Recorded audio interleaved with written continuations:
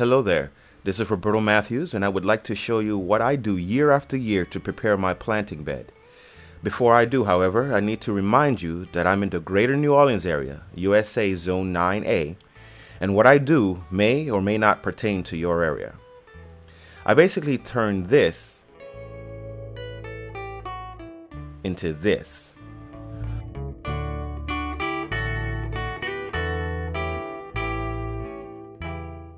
Over the last fall and winter, I let the grass grow over the bed because, well, I'm lazy first of all, but over the years I've noticed that the grass doesn't even penetrate too deeply.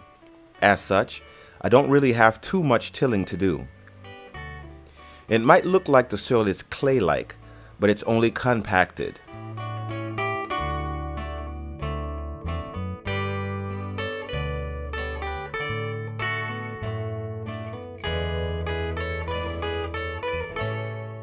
I try not to purchase too many things for my garden, since this is really only a hobby.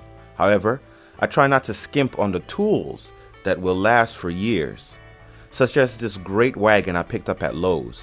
It cost me about $150, but it allows me to bring my work under the carport to stay out of the sun, and it allows me not to break my back in the process. This homemade sifter is made from 1/2-inch chicken wire. I found that too small an opening doesn't allow for good water retention, and of course it wouldn't be much of a sifter with larger openings. This has lasted me all 8 years I've been gardening. The wood was found laying around the neighborhood.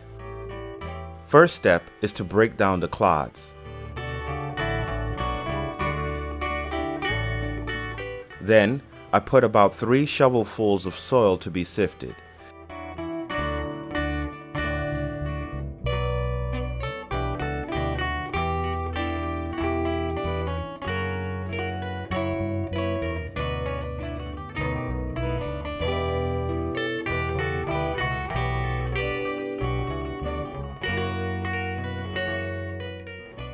It might look like the sifter is larger than the container, and you'd be right.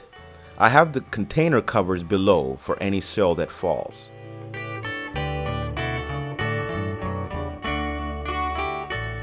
Anything that doesn't fit through the sifter gets recycled back into the soil to be broken down further.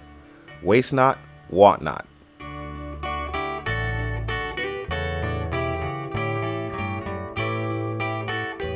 Now comes my favorite part of having sifted all the soil. Running my hands through it. The feeling is unexplainable. It's like becoming one with nature. Here's the rest of the unsifted clods. They'll be used in the future when sufficiently broken down, of course.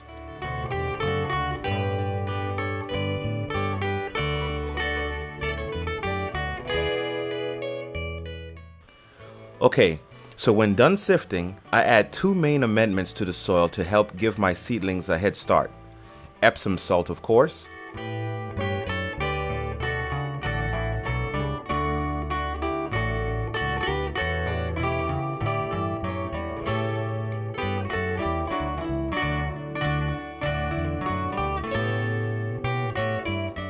Then the Azomite.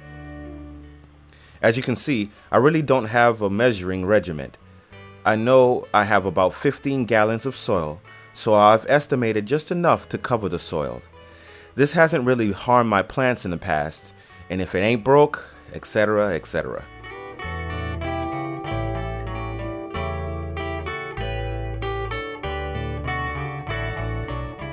It's important to work the soil well so there are no pockets of unamended soil, as well as no pockets of overly amended soil. This is just another angle of the area I'm using to plant my seedlings. Again, the grass really doesn't root too deeply, so it isn't much trouble getting another bucket full of soil as I'm doing here.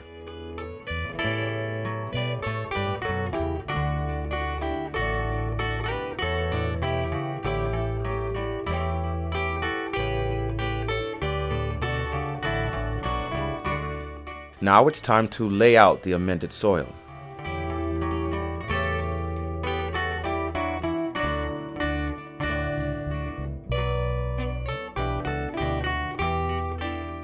As you can see, it doesn't take a lot of surface area to get a small garden going.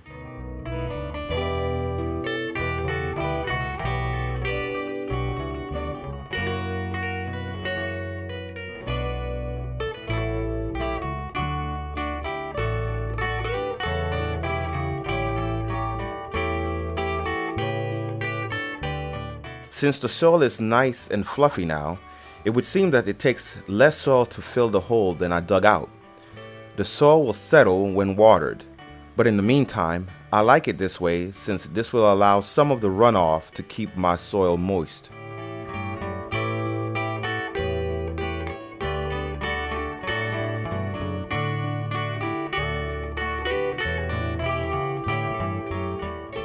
With the soil this loose, it won't take long for my seedlings, sweet corn in this case, to get well established.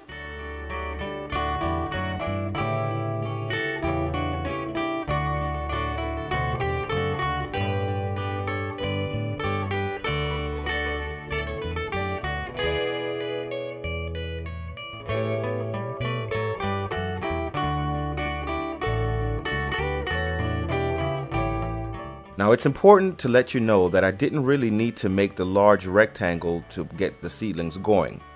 Here, I've only dug a small yet deep circular area for my sweet corn. There are no other roots the plant has to compete against. Thank you for your time. If you have any questions, please feel free to contact me. I love what I do and don't mind helping other people out.